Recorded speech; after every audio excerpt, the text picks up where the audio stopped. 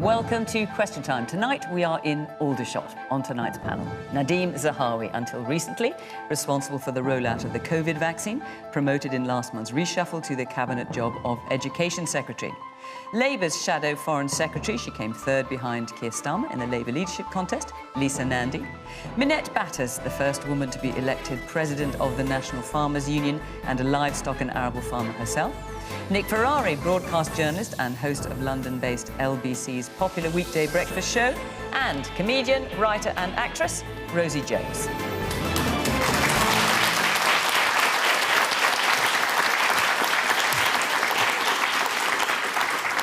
Good evening. Welcome to my panel here. Welcome to our audience in Aldershot. Very nice to see you all in person. It's still exciting after such a long time of not doing that. And, of course, welcome to you at home. Do join in the conversation the usual way on social media at BBC Question Time, and we'll hear what you've got to say about our topics. So our first question tonight is from Hassan Chauhan. With a fuel crisis, food inflation set to rise, gas and electricity bills soaring, a national insurance hike team with a universal credit cut, what have this Conservative Party done to show they're the party of ordinary people? Lisa.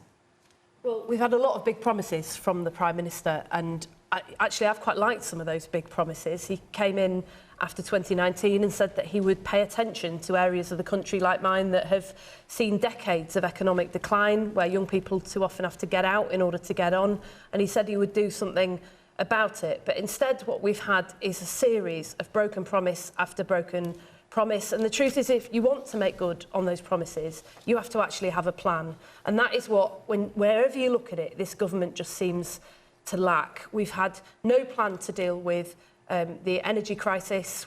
Over years, we've been running down under the Tories our renewable capacity. We slashed solar tariffs. They blocked onshore winds. They got rid of gas storage, which left us overly reliant on the markets. He said he would fix social care, but then all that happened was we got a tax hike on working people to pay not for social care, as it turns out, but for the hole that they've left in the National Health Service budget. And now we've got this universal credit cut that's going to plunge a lot of people into poverty. And I guess I would just say this to Nadhim, is that if you want, you're new into the post as Education Secretary, and I was extremely pleased to see you in that job, not least because you could not be worse than your predecessor. My gosh, that is damning with fake praise. But if you want to level up this country, you have to invest in its people. And when you're spending more on Eat Out to Help Out than you are on helping our children catch up on their education over the summer holidays after the worst global pandemic in a century, you really have to wonder where your priorities are. We need to see real action, not just more slogans from this government. OK. Nadhim, I'll come to you in a moment. Nick. Sometimes it's not what you say and it's not how you say it, and it is when you say it. And although Boris Johnson did what Boris Johnson does, if you hire Cristiano Ronaldo, you don't put him in the back four. You have him out front, and that was the sort of speech we got. It did strike me that to deliver a speech in that fashion on the very day that universal credit was coming to an end for a lot of people, and for some of those people it will be heat or eat, that was very poor timing. Specifically to your question, and I must tell you, in fact, we're a national station. I took calls from people in Middlesbrough, in Hartlepool, this great northern wall, and it was a very mixed reaction. Put simply, they want to see more. Big on slogans, little on detail. Look, if optimism could heat our homes, we'd all be in a great place from yesterday. Sadly, it doesn't, and we'll be paying the bill. Nadhim? Hassan, COVID has been painful, and I know as the COVID minister what we had to do, COVID deployment for the vaccine. We've put £407 billion in support for the economy. At one stage, we were paying furlough to 11.6 million people. The universal credit uplift, the universal credit, just correct Nick respectfully, continues. The uplift of £20 was always meant to be temporary. It was £9 billion. As we headed to Manchester... £6 billion, I think, wasn't it? The total welfare spend. Oh, I see, but the uplift was £6 billion. The total, an additional welfare spend, I should say. As we headed up to Manchester, Hassan, we're now an extra £500 million for those families and individuals who will find it hard this winter because of their utility bills, because of their need for additional support for food, and that will go through their local government, through councils who know them and are probably best placed to help them. So all that is happening. Plus, of course, remember the introduction of the national living wage. That's put £4,000 a year additional money in people's pay packets. So all that support. Plus, of course, remember we've got Kickstart, and that is another 2 billion in the scheme to get people back to work, and Restart, which is 2.9 billion. So a lot of money is going into getting people who aren't in the workplace into the workplace. Okay, well, let's see what our audience make of that. We are, I think, doing the right thing as we transition out of COVID back to a world where work is, yes, the economy's in a good place to deliver. We've got lots of hands up, Nadine. Let's hear a bit what people have to say. The woman there at the back. Yes. We've heard Boris say this week, build back better, levelling up, high skills, high wages. But my fear is that it's the poorest and the most vulnerable who will be left behind after all those sign bites. The man here in the front.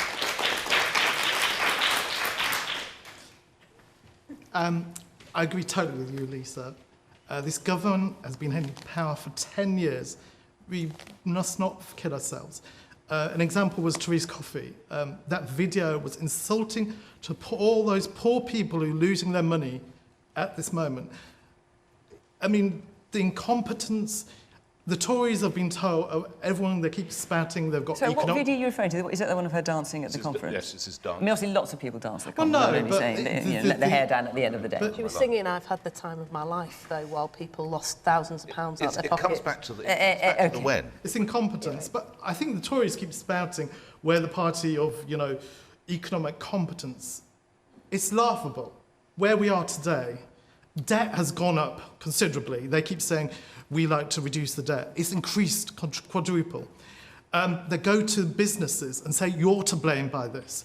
It's incompetence. It's irrational, and I think hopefully people must see what Boris is doing. He's kind of a clown, a joker, and he's a showman. That's what it is. We need real leadership. And my personal opinion, I'm seeing what Keir did last week. That's where your leadership is. We must trust in new leaders. That's my opinion. The man in the pink sweater. I think the universal credit uplift and then a downlift is the most idiotic thing I can imagine. I mean, the government always said it was going to be temporary. Yes, they did. But if you give somebody something and then they get used to it, when you take it away, that is a big blow. Especially when you need the money, especially when there's inflation that's going to be rampant in this country over the next few months. Whatever the gas price is, whatever the haulage crisis is, that money should not have been given if it was going to be taken away, because it just creates bad feeling and a bad taste in people's mouths, not only those that have it taken away, but even people like me who don't need it and didn't get it. Minette Batters. It sounds so much to cover in your question. I'm sort of wondering where to go. But to your point on universal credit, which is meant to be helping people up the employment ladder effectively, I guess what shocks me at the moment is the sort of speed of change with massive inflation across all sectors. The situation with energy, which we don't own, which we should. We saw the closure of CF fertilisers producing ammonium nitrate. That is one thing. But on the back of that, CO2, no CO2. And I think the word for me that is missing out of the thinking, and not taking anything away from Nadine and the fantastic progress made with vaccination, I mean, incredible. And fantastic support in many ways for business with furlough, bounce back, hospitality, grant loans, all of those other things. Now, as we come out of it, we've got to tread slowly and carefully and make sure we don't leave anybody behind. And these massively rising costs, I think when we look at the wider aspect, 70 million people, energy for 70 million people, food supply, the just-in-time way of working on food supply. We all saw in lockdown last year, empty shelves. Everybody in this room will have experienced empty shelves. They couldn't buy what they wanted, when they wanted. And those lessons seem to have been forgotten from just 18 months ago. We cannot take energy for granted. We cannot take food supply for granted. They have to have a long-term approach, long-term investment. and a will from government to work with business. And I guess what I feel on behalf of business at the moment, it doesn't feel like government really wants to work with business. And this adversarial approach, it just cannot carry on. It is exhausting, it is wearing. We've got to come together. We all know that lovely word partnership is the best way forward.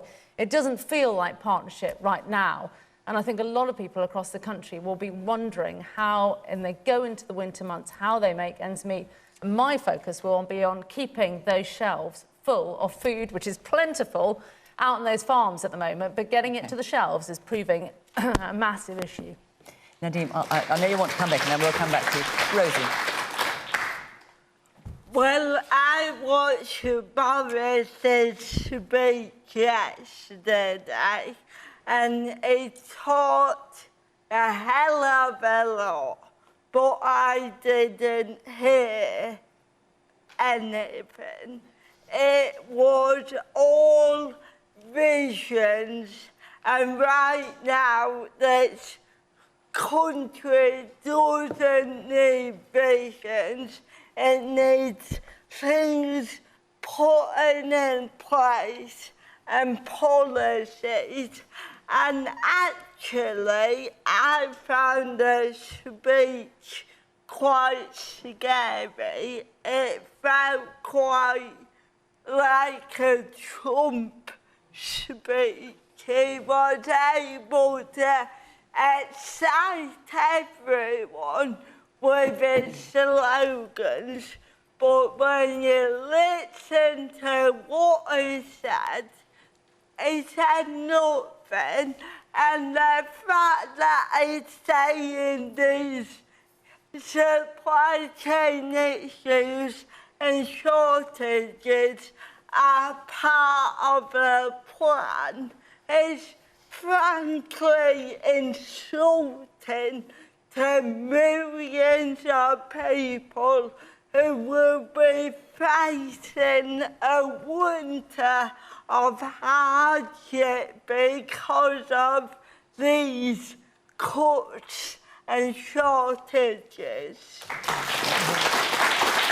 Woman in the red cardigan. Yes, you in the red cardigan. The Minister's answer very much focused on getting people back to work. My concern is that people who've had benefits cut and can't get back to work, people who have disabilities, people who are not able to work.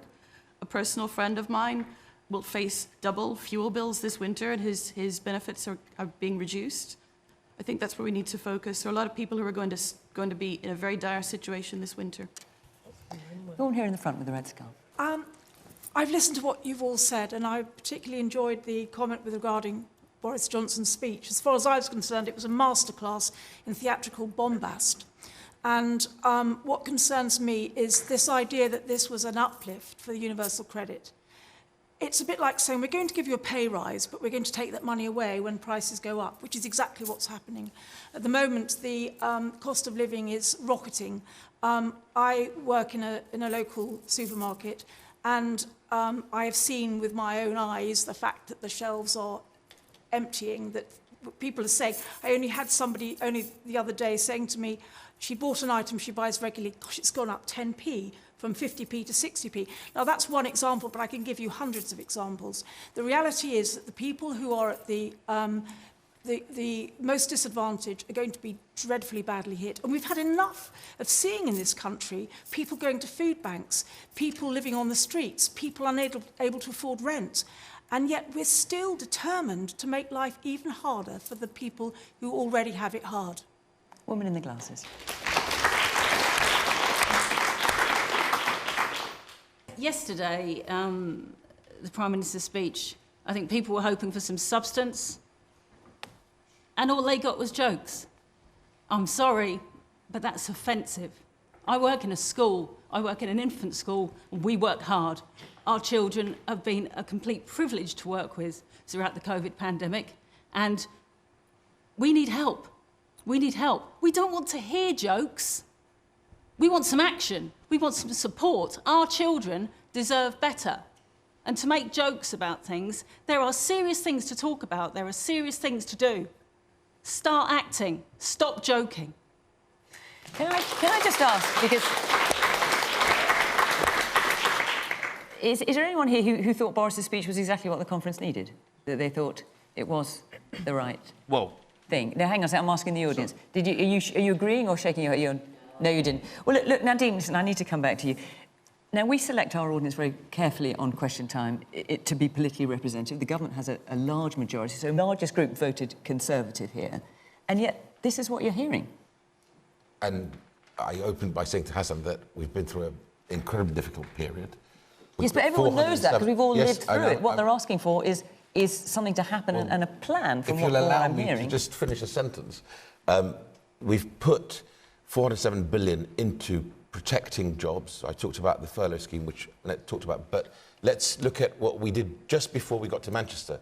£500 million for this winter to help those families that you are all talking about. The Warm Homes discount is for 780,000 pensioners and families on low incomes, which will give them £150 off their fuel bills. So why do you think that's not cutting through? Well, because you can list these policies, but people don't seem to be hearing it. Your question was very much focused on the Prime Minister's speech. It wasn't my question, in fairness, it was a question from the audience. I'm really just saying that many of the announcements were made before we got to Manchester.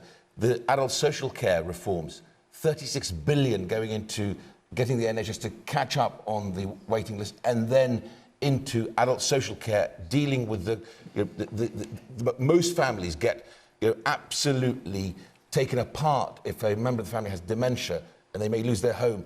Boris Johnson has dealt with it. I was a young Conservative going to successive party conferences. My own party couldn't deal with it in previous governments. Labour couldn't deal with it under Tony Blair. Boris dealt with this. And I think it's important to remember that the national living wage is putting £4,000 a year more in people's pockets. The economy, that support, that 407 billion that we've put in, has meant that the economy's done better. There are 2 million people, 2 million fewer people out of work today than that was forecast when the pandemic hit. Now, Lisa and Andy, I just wanted to come back on a couple of things. You said we're not doing anything on wind production.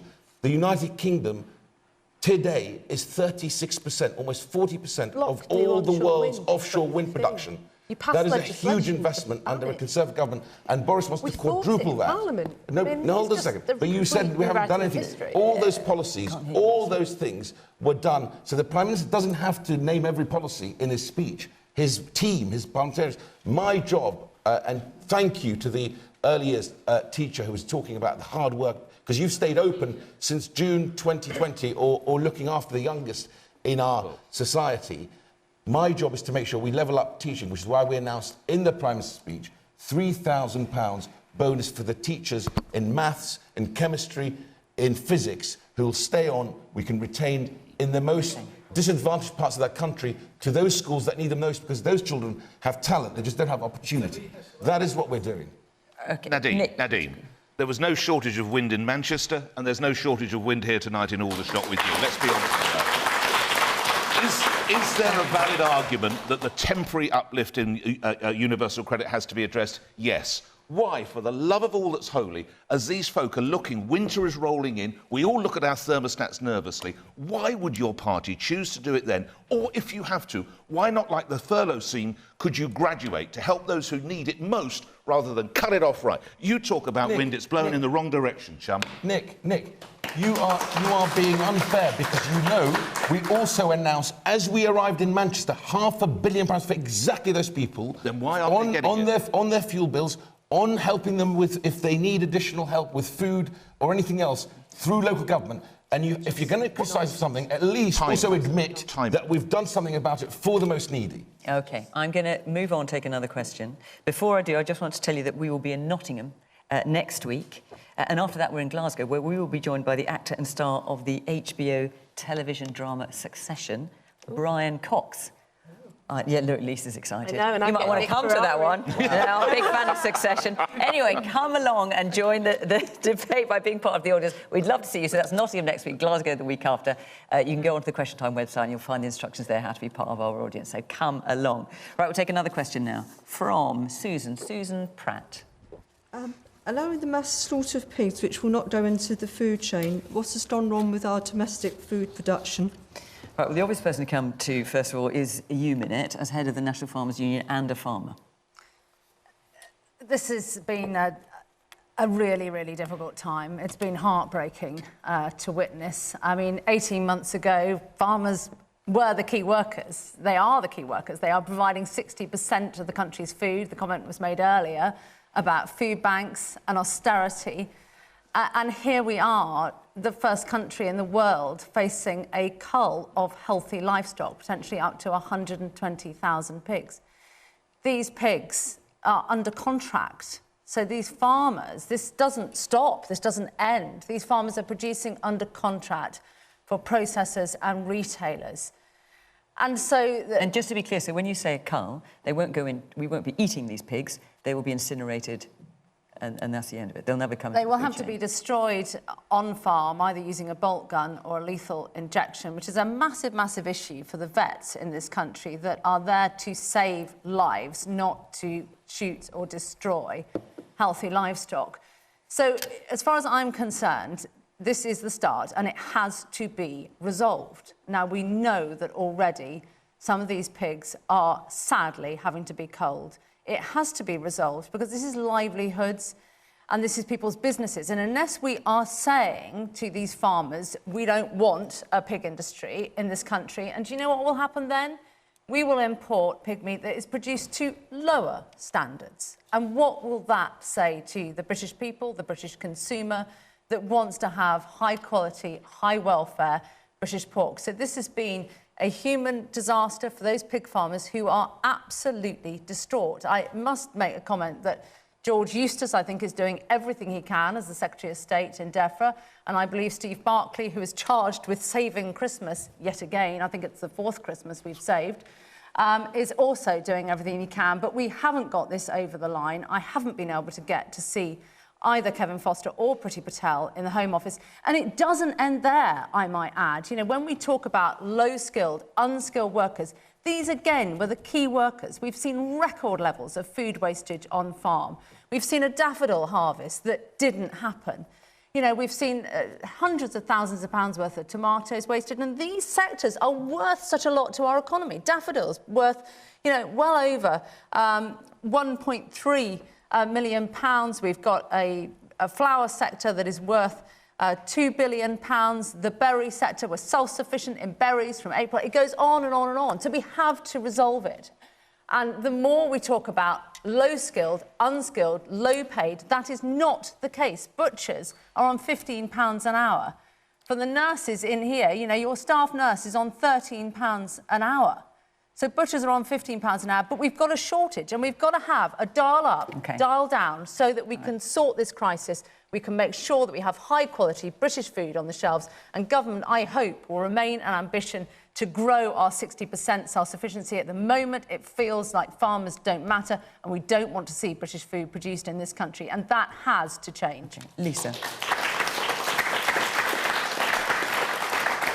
Well, farmers have been warning for months now that there's a problem with the shortage of abattoir workers. And, you know, I heard what Minette said about individual ministers trying to do their bit, but what we need is the Prime Minister to get a grip on this, because people are watching their livelihoods go up in smoke. My cousin is a farmer. I know how tough it is to have to work in that industry all year round with all of the pressures that are on people, but to have to slaughter perfectly well animals in the middle of a pandemic when we've seen food shortages, I mean, it really is quite an unbelievable place to have got to. There are things that could be done right now. The National Farmers Union has proposed a number of measures, including the fact that at the moment we've got temporary workers who are here, they're on temporary visas, they could switch to being able to work in the abattoirs, but at the moment they have to go home in order to reapply, in order to come back. And so the government could take some steps right now that would ease the problem. But in the end, the only way that you fix this problem is to improve conditions in the industry. It's not necessarily about wages. It's not all about wages. It's about the conditions that people have to work in as well. And this has been caused by a combination of factors, whether it's the global pandemic or the fact that we've had these changes to immigration rules. We've had 5 years to plan since Brexit, and I don't care whether you voted Leave, I don't care whether you voted Remain, I don't care whether you didn't vote at all. 5 years ago, this country took a decision that we were leaving the European Union. That means we've had 5 years under this government to plan. There should have been a task force to look at where the labour shortages should be. We should not be in a position right now where farmers up and down this country are facing the prospect of having to slaughter perfectly well animals at a cost to the food supply chain simply because this government hasn't got a plan.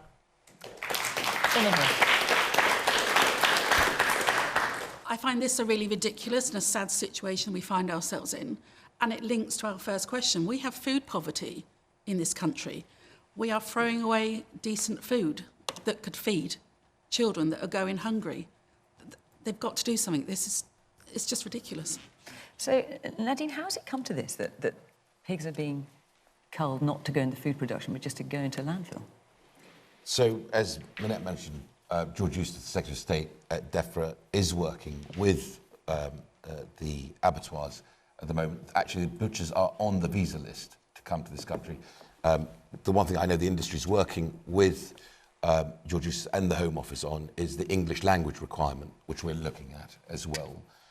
So a lot of good work is taking place. And the same, of course, with seasonal workers. We've increased that by another 5,000 to 30,000. Now, I represent a rural constituency of Stratford-on-Avon, and I've got Vale Fresco, who's a big farmer that produces most of the salad for supermarkets, and Wheelmore, which is a big processor of fresh food and veg, one of the biggest suppliers to our supermarkets. I went to see both just to see what's happening. And just to give you, or bring it to life for you, Wheelmore said, look, it's tough, but we're coping and we're doing well, and we're going to invest, because Rishi Sunak is giving a tax break. If you invest in capital, you can get 25% of that back. We're going to invest in more machinery and invest in upskilling our people so they can work with that machinery. But that's not going to help culling pigs, isn't it? No, I thought I dealt with the issue around the visas on the abattoirs. But of course, the temporary visas is not enough. We've got to go much further and make sure that we work with the industry on sustainable solutions to this. But I think the point is, why has it come to this? Why has it come to this point? Why wouldn't... We've been asking for this, Nadhim, for a long time. Why has it come to this point where people are losing their businesses? You also know that the abattoirs, have had the China market close to them, which has also impacted the industry here in the UK.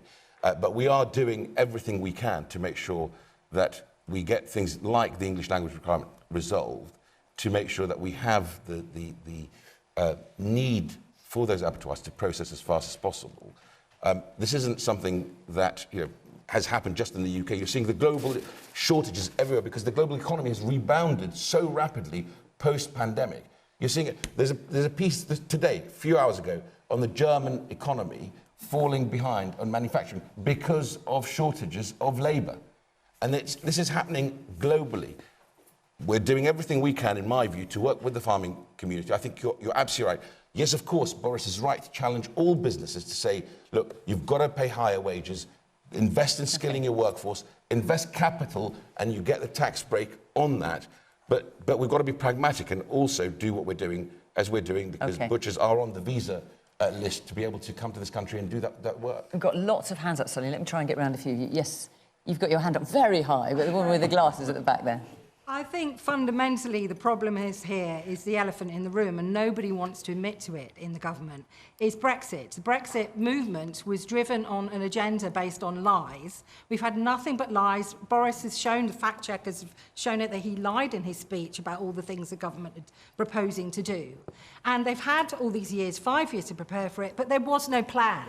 The plan was for David Cameron to win back his backbenchers. The plan was to get out the foreigners, but there, other than that, there was no economic basis in leaving the EU, and this is just showing that. And I think the tide is turning. Oh, come on. The man in the blue shirt. It's part of the issue, also the fact that we haven't been able to secure as many trade deals as we had been promised originally as part of the Brexit campaign. And then secondly, from a seasonal worker perspective, if we're trying to employ people to actually come from abroad, why would you come abroad with temporary restrictions such as you can stay here for 2 months and help us out, but we don't want you after that? It's hypocritical and it's lunacy. Now, more of you voted for Brexit than not for Brexit in this order. I just want to point that out. Even doesn't sound like what's... Or maybe you're having buyer's remorse, I don't know. But let's hear some other voices. The man in the tie there. Yeah, it's about people not wanting to do the jobs that are on offer in abattoirs. So it's maybe it's the conditions, but it's also a lot of people now don't want to cut up meat because the big vegetarian impact has grown so much. So it's how do we encourage British people into this trade? And I don't know how long it takes to train a butcher, but I'm sure there's been no plans for training butchers at all. It's 2 years. To 2 train. years, oh, exactly. Okay. So it can't happen overnight, that's the point. All right, what about the man right at the back there? Hi there. I think there's a bit of an irony now when we're discussing Brexit, because in my opinion, a lot of people voted for Brexit because they didn't want foreign workers coming over here taking our jobs. And now that's exactly the situation that we've got. We've got a lack of foreign workers, which is why we've got these shortages. Can I just hear from someone, because as I say, the majority of you voted for Brexit here in this room. We select this audience very carefully to be representative. Can I just hear from someone who did vote? I'm assuming you didn't vote for Brexit. I did, actually. You did? Yeah. OK, and you're still saying that. OK, Rosie. I agree that this question links to the first question, and that we're getting these labour shortages, and you keep talking about the wage increases, but that means nothing if there's labour shortages. So then the food prices rise, and it's a case of inflation, and the majority of people who will get a wage increase won't feel it because the cost of living will continue to increase. Nick, let me just remind you the question. Allowing the mass slaughter of pigs, which will not go into the food chain, what has gone wrong with our domestic food production? That's Look, I'm always very happy to go after the government, as Nadhim knows, on every opportunity. But let's just pause for a second. It's actually not the fault of government that more young people seem to be attracted to vegetarianism and don't want to handle meat, let's be fair. Also, the government does not control the conditions in our abattoirs and does not control demand to become a butcher. So let's park that there. But what you do control, Nadhim, or what you and your colleagues in employment can control, and the others, is how people can get into this country. It's a very good point by the gentleman up the back that the whole idea was that we were going to have workers here, and I think that needs to be addressed. And if, as you promise, one day workers in this country will have high wages, good. But we find ourselves in a situation, almost, I believe, of a mirror of what we saw with the truck drivers, OK? And that became very difficult, and we still have that affecting us, and the drivers of the petrol tankers. The whole idea of Brexit was that we could control who we want to come in. I would urge you to go from here to talk to your colleagues in the employment department, whatever else it might be. Let's switch on that tap now. Because let's have the situation we had with the Hawleys. But the Prime Minister's already said he doesn't want to lift that lever of uncontrolled immigration. Well, not uncontrolled. It will be controlled. And to the point of control, when the truckers' crisis blew up, apparently, we can't get truckers in, but ballet dancers are allowed into this country. Now, I don't know about you guys, but I rely more on a trucker and a pig farmer than I do a ballet dancer, and you can probably tell why. So this is your opportunity. This is your opportunity to go there, get the right people in, and then train up. Nadhim, I'm going to come back to you, because there's so many people having a bit of a go. So let me just address your point, Nick. You remember when countries like Poland joined the European Union, the Labour government at the time, unlike Germany and France, said, we will let people come in straight away and work in the UK, whereas Germany and France said, no, you have a 7-year break until the wages in those countries begin to rise. And we saw and Jack Straw admitted it, he said it was a mistake, that we had that uncontrolled immigration, which put pressure on wages here in the UK. And that's what Boris doesn't want to see. So when he talks about, we're not going to have uncontrolled immigration because he wants the students I look after, right, the skills that we're developing in boot camps, whether it's for HGV, by the way, and we've had a phenomenal response to the HGV school boot camp that we're launching next month. But that must take time as well. Of course, I don't disagree with you. So when you have, like, the head of Next, for example, suggesting bringing people in but paying them the same, as so Right, sort so of what you need to paying do- them. He's suggesting bringing people and paying them the same. So what I think British workers. we're all saying is you've got to be pragmatic about it. The way we increase the seasonal workers from 25,000 to 30,000, additional 5,000. The way we're, I hope, working. The sector with the has a industry. requirement, I should add, for 80,000 and seasonal workers. I hear you, and of course, again, I would go back and say you've got to calibrate, which was your point, because as we want to transition the economy to a high-wage, high-skill economy, as Wheelmore are doing, as some of the... I spoke to one of the big distribution centres in Manchester. They're going from a warehouse with no automation, with 2,500 people in, to a warehouse with automation with 1,700 people, but higher skills, higher wages, because they've got to work with robots. That is the economy that we want to see, because actually people deserve higher skills and higher wages. My absolute focus in my department is that by the end of this Parliament, we have a skills agenda that really does deliver. We started with apprenticeships, when I was the apprenticeship czar under David Cameron, and the apprenticeship levy on the biggest companies in the country that delivers £2.5 billion into apprenticeships in the UK. We've got a skills bill at the moment. So it is about upskilling and reskilling. If you told me under Cameron that we'd have a Prime Minister that would actually deliver a policy that any age, at any time, you can pull off modules and upskill and reskill and we'll back you, I would have bitten your arm off. Boris Johnson is delivering that in the lifetime skills guarantee. But, Nadhim, you seem to be all these unskilled jobs. I mean, we're never going to have a machine that will make a bed in a hotel. Are you classing that as unskilled? No, of course not. Well, exactly. Are you classing people that cut broccoli, pick strawberries as unskilled? No. Because, what I'm how trying do you to get say- more skilled than picking a strawberry? I Right. mean, these are skilled jobs. They are important jobs. Making beds are important jobs. The care sector is important. Okay. So all, Can I answer some of that? these unskilled jobs, what are the unskilled jobs then? Well, let me answer that. If you go to Wheelmore, who's I'm sure you know them well because it's your Gosh, industry. Wheelmore's having a fantastic Right, night on the programme, absolutely. isn't it? What about everybody? And other companies are available, I have to say. Let me tell you. They're all like... No, but do you want to answer Minette's question? Go on, what is an unskilled job? I'm trying to answer the next question, if you'll allow me. If you go there and you'll see on fresh fruit and veg, which is to your point, right, they're putting new capital to work for more machinery that can do everything from videoing how the fruit and veg... You've told us that. We heard that, They're all doing that. They're all doing it. And what does that mean? Higher skills, higher wages, Minette. And that's the whole point of this discussion, right? And the same is happening across all sectors of the economy. That's a good thing. Okay. But to Nick's point, what you've got to do is work with industry to take us on that journey and not to go straight to, the cheap labour that we gorged on because of uncontrolled migration. Cheap labour. It wasn't cheap labour. You're paying seasonal workers £15 an hour at the moment. It wasn't cheap labour. At the moment. All right. I'm going to move on. Well done, Wheelmore. You really, you've had a big shout out on Question Time. This has been your night. Okay, It's a great business. I'm They're sure all it is. great I'm sure it is. That's enough about Wheelmore. Right, let's take a question from Ian Evans. Good evening. In view of his public denial, should Prince Andrew go to the States and face his accuser in court? Right.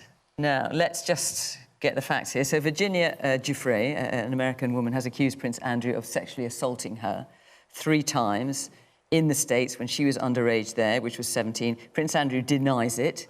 He doesn't recall meeting her. And there's a legal process going on here, which we have to be aware of. Ian, I know from when you submitted this question... I know from when you submitted this question, I could see that you'd written that you are a former police criminal investigator. I am a retired criminal investigator. Retired, yes. So what's your view with that background? In his shoes, it depends whether he's told the truth, really. Well, obviously, he says he is telling the truth. In his shoes, if I was in his position, if I was telling the truth, I'd want to go and see what corroborative evidence there is for this, because in my line of work that I used to do, we would normally be looking for some corroborative evidence of an offence, such as DNA or CCTV or independent witnesses, that kind of thing. So you think he should go to the States? Well, yes, I do. OK. All right. OK. With Nick, your view? Well, because I don't fancy a night in the Tower, I might be rather brief about this one. I hear what you say, sir. Is it John? Ian, I'm sorry. Ian. I hear what you say, Ian. This is how I'm going to sum it up. The Queen has been through the most trying period of her life, I would imagine. Not that long ago, she lost her consort of goodness knows how many decades. She's also got the issues of one of her grandsons living in California, which we are also going to park there. I just think it's a terrible shame that as this woman continues to serve in a way that I don't know we will ever see again in this country, that she is blighted by problems such as this. So whether it takes him to go to New York, to Washington, to do a video link, whatever it takes to put this out of the way, to let the Queen power on and do the job that I think she happens to do particularly well, I would urge him to do that. OK. Lisa? Should Prince Andrew go to the States and face his accuser in court? So before I came into Parliament, I worked with young people who had been subject to the most appalling child abuse, including young girls who've been preyed upon by grooming gangs and suffered the most horrendous consequences. And I have to say to you that so often in those cases, every bit of the system is stacked against those young women and sometimes young men who come forward to allege abuse. It takes incredible courage and bravery to do it. And whilst I'm not trying to prejudge the outcome of any kind of legal action in this case, I say that the fact that they don't have access to people in power, the fact that so often they're not believed, the fact that so many times there is pressure put on them and their families to just shut up and go away instead of rocking the boat, all of that makes it far, far more important that people who are in positions of power adhere to the highest possible standards in these cases. That means being open, it means being transparent, and it means making every effort to support the effort to have a fair hearing and a fair trial. So I agree with Nick, and I think it's high time that some action was taken in this case. So, but I don't know what your answer to the question is. Do you think he should go to the States? I think he should. I think that for a lot of people, a lot of women who don't see justice done in this country, rape convictions at their lowest level ever in this country, for a lot of women looking at the system, especially at the moment, given everything that's happened over the last few months, and especially what we've learned about the killing of Sarah Everard in the last few weeks, for a lot of women in this country, they want to know that nobody is beyond the law. Well, in the sector. No one is above the law, not even Prince Andrew, so I don't see why it should even be a question of should he go to the US or not. Like, nobody is above the law. Woman back there. Thank you. I agree entirely with what Liz and Andy has said. I mean, it is a question of supporting women who are obviously coming forward with accusations that need to be followed through. I just wanted to say that there have been 81 women murdered by a man since Sarah Everard died on the 3rd of March.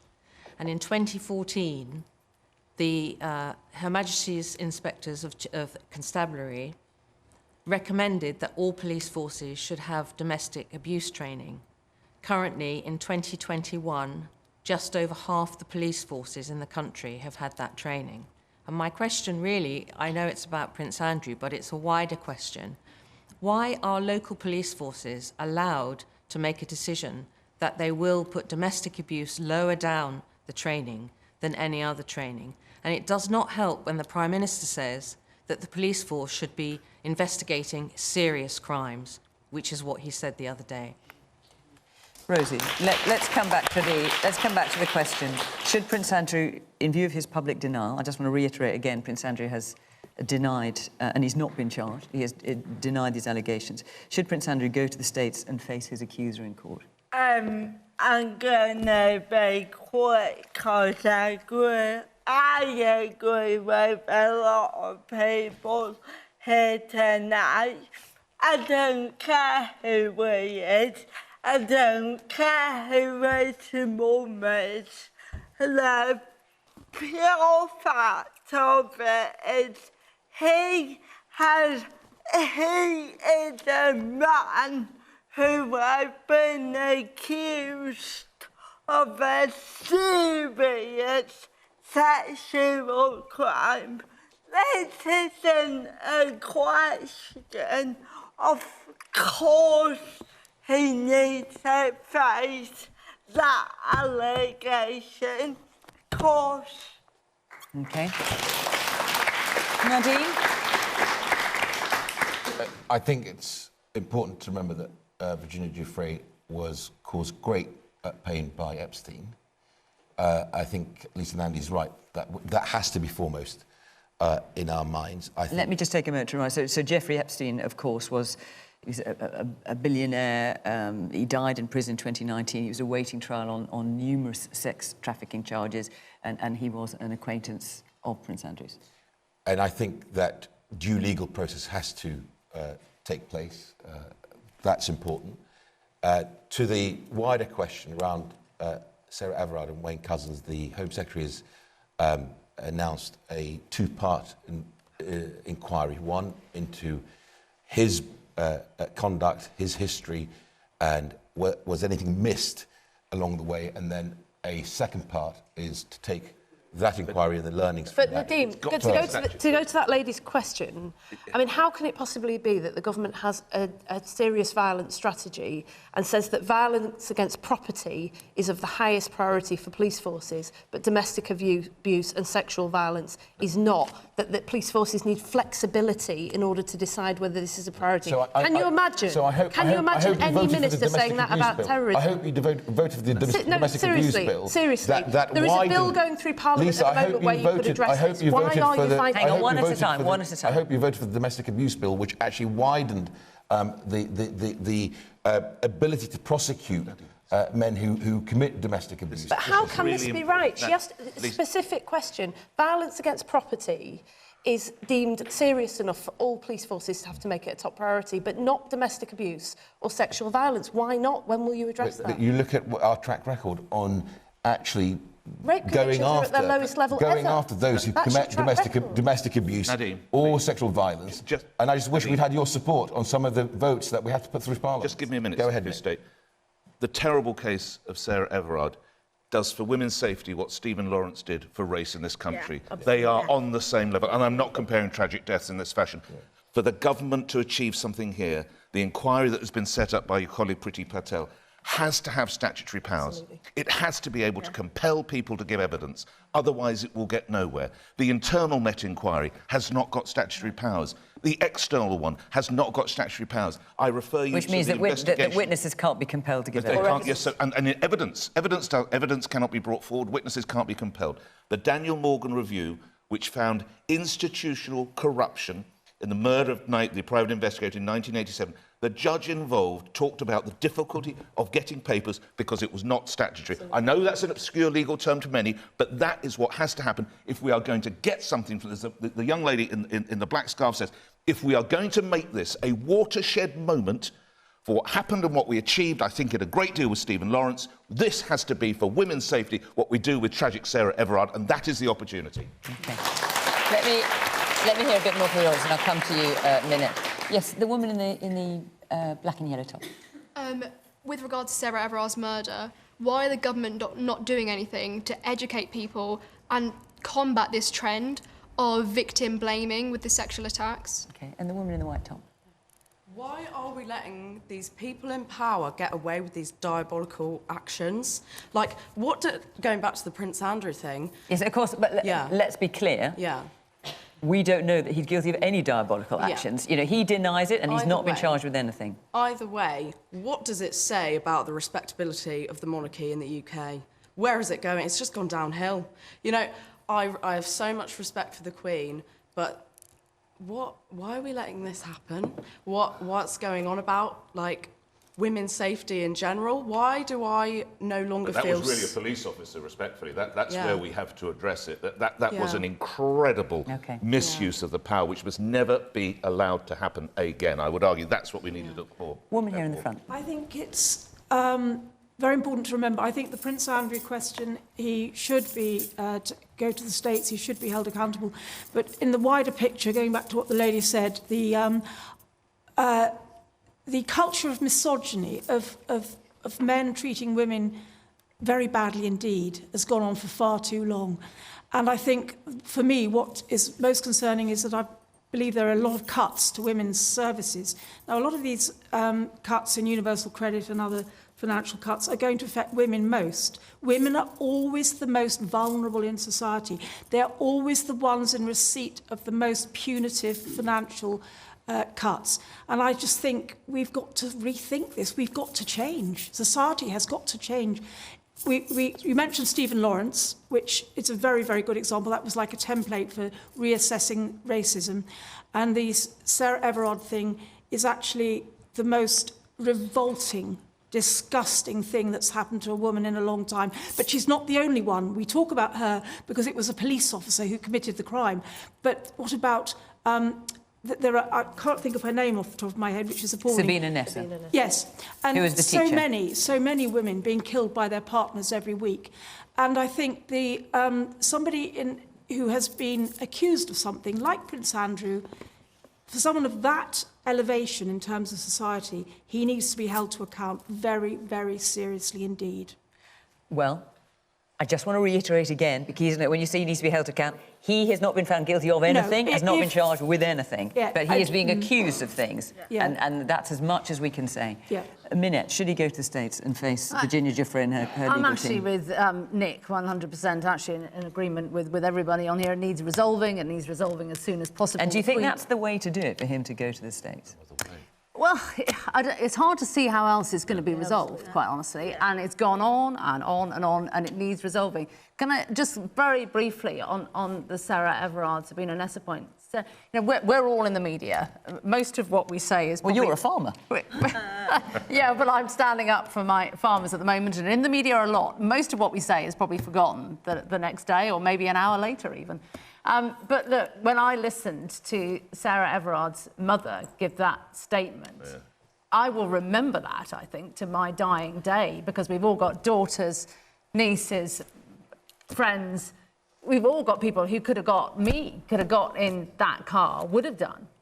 So I guess the question I am asking, and what that family must be feeling, is from March the 3rd. Why did it take from March the 3rd to October to call for that inquiry? Because that is what I would want to know if I was her mother. How? And the police do a fantastic job, and I feel the police have paid a heavy price here for an inquiry that should have been called to see how the recruitment process failed catastrophically. There are evil people in the world. There will always, sadly, be evil people in the world. But that inquiry should have been called much, much earlier to find out how the recruitment process failed to allow a monster into the police force. The police do a great job, and I feel they've had a collectively hard time over this, but should never have happened. That inquiry should have happened earlier. It might well have been tricky to hold an inquiry before the trial had come to a conclusion. I think there could possibly have been prejudicial issues there. Yes, yes, you in the green top there. It's because... when it comes down to the thing, because the police can't automatically get an instant arrest straight away, they're not really that bothered about it. If it's not done straight away, because they've got to get their crime rates up to a certain kind of stuff. Oh, because if it takes time to solve, you mean? Yeah, and then the second is, after this policeman got done, the media and other people, like the government and everything, come out and said, and the police and all that kind of stuff, saying, well, maybe we should put undercover policemen and things. I'm thinking the women are going to go, we don't want undercover policemen because we don't know if they are one of the people that are going to... that was a suggestion about having undercover police officers in nightclubs, for example. That's what you're talking about. Yeah. Yes. I want to know how the government is actually going to change the fundamental opinions of men in the UK, and I think that stems from education. You need to modernise the English literature curriculum, for example, and have books that actually encourage discussion amongst young people of issues like rape and sexual assault. Because at the moment we're just looking at, the patriarchal society of Victorian, which is important, but it isn't encouraging conversation on what's going on now. And actually, we need to give money to the police and add that, but at the end of the day, we need to solve the fundamental sickness in society that men have. We need to change the attitudes. Nadhim, you want to come back? Yeah, I do, actually, and I think you have a very powerful point. So, as Secretary of State for Education, when I was a Minister for Children and Families, we brought in both relationship education at primary school as compulsory and sex and relationship education at secondary school as compulsory as well. And we did a lot of really deep thinking, hard work and consultation for that bit of the curriculum. And I think it's really, teachers are doing a brilliant job delivering that. We've got to go further. So one of the things we've done, because of the Sarah Everard case, as part of our call for evidence, we've had 180,000 responses to that call of evidence. We've got a national police lead, Maggie Blythe, who's starting imminently, looking at this. And we're launching a 24/7 rape and sexual assault helpline, because I think, you know, to every point that's been made today, this is really important. And it starts at school, and we've got to teach children at school what healthy relationships look like, and it's primary as well as secondary. Rosie. Talking about women's safety in general, right now there's a government inquiry and a Met inquiry, and I really feel like they are both PR stunts. Yes. I really don't feel as a woman that I care about my safety. And what would make you feel that they did care about your safety then, if you're not happy with those inquiries? Because I needed to do this before. And I feel like when we got a government where Dominic Raab doesn't know what misogyny is, that is scary. And my final thing is, I'm a woman, but also as a disabled woman, I don't feel safe at night. I don't feel safe with police officers, and we need to get to a place where women, but also any minority, if you're a woman, if you're disabled, if you're in the LGBT spectrum, and if you're a person of colour, the fact is, right now in the UK, they don't feel safe at home at night, and that is a scary place to live in. OK, Rosie, thank you. Right. Still a few hands up. Forgive me, there, you in the front. Our hour is up, so I'm going to have to end it here. Thank you very much to the panel for coming along this evening. Thank you to all of you from Aldershot. Very good to see you. And, of course, thank you to you for watching at home from Question Time in Aldershot. Bye-bye.